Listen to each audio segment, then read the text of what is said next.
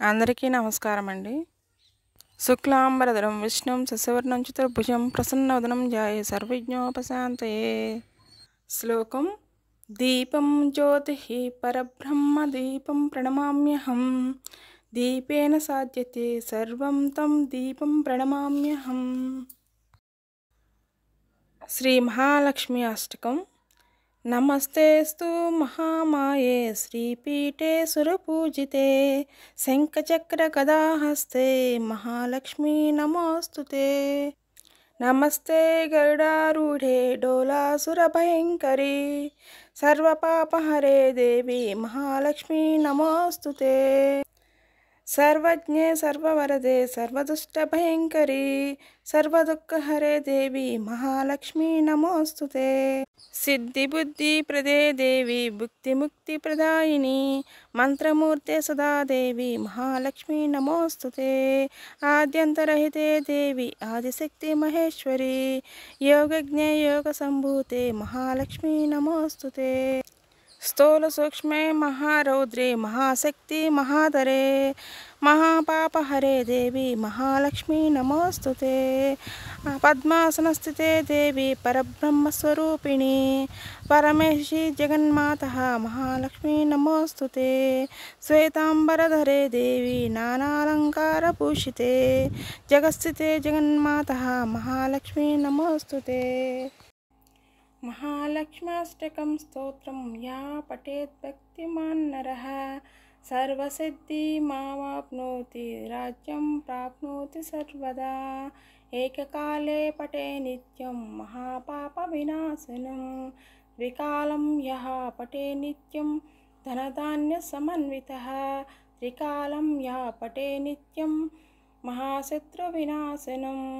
మహాలక్ష్మీర్భవే నిత్యం ప్రసన్నా వరదా శుభా. సర్వమంగళస్వరూపిణి దేవి దుర్గాంబికాయై మంగళం. మంగళం కనకాంబరధరే మంగళం విజయచలవాసినే సర్వగుణ సంపూజితే దేవి నిత్యం భవతు మంగళం.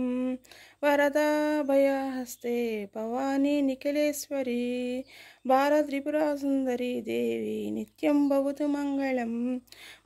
శుభమంగళదాయిని శివే సౌభాగ్యదాయినే ఇంద్రకీలాద్రినివాసినే తుభ్యం దేవ్యస్తు మంగళం. కృష్ణాతీరనివాసినే గౌరీ కోమలస్వరూపే కమనీయకరే దేవి తుభ్యం దేవ్యస్తు మంగళం. శరన్నవరాత్రులు అనేవి 2025వ సంవత్సరంలో ఎప్పుడు బిగిన్ అవుతాయి అనేది చెప్తాను మీకు. సెప్టెంబరు 22వ తేదీ నుండి అక్టోబర్ 1వ తేదీ వరకు నవరాత్రులు అనేవి జరుగుతాయండి. 2వ తేదీన విజయదశమి అనేది జరుపుకుంటాము. పూజా విధానం అనేది కలశం పెట్టుకునే వీలుంటే పీఠం పెట్టుకుని కలశం పెట్టుకోవచ్చు. అలా లేదనుకుంటే రోజు ఆమె రూపాలు 9 రూపాలు ఉంటాయి కాబట్టి అష్టోత్తరాలు చదువుకుంటే సరిపోతుంది. ఒక రాగి చెంబులో నీళ్లు పోసుకుని దాంట్లో పసుపు కుంకుమ అక్షింతలు వేసుకొని కొద్దిగా జవాది పౌడర్ కూడా వేసుకుంటే మంచి సువాసన అనేది వస్తుంది. అమ్మవారికి సువాసన అంటే చాలా ఇష్టం. జవాది పౌడర్ అనేది లేకపోతే సెంట్ అనేది యూజ్ చేసుకోవచ్చు. పుష్పం కూడా ఒకటి వేసుకోవాలి దాంట్లో. రోజు ఈ వాటర్ని మార్చుకోవాలి. ఈ నీళ్ళని ఇల్లంతా చల్లుకుని మిగిలితే చెట్లో పోసేస్తే సరిపోతుంది. ఇలా చేసుకుని గణపతిని పూజించి తర్వాత అమ్మవారి అష్టోత్తర నామావళి ఏ రోజుకు ఆ రోజు 9 రోజులు చేసుకుని వాళ్ళకి ఇష్టమైన ప్రసాదం అనేది నైవేద్యం అనేది పెట్టుకుంటే సరిపోతుందండి. ఈ వీడియో కనుక మీకు నచ్చినట్లయితే లైక్ చేయండి, అలానే సబ్స్క్రైబ్ చేసుకోండి మా ఛానల్ని.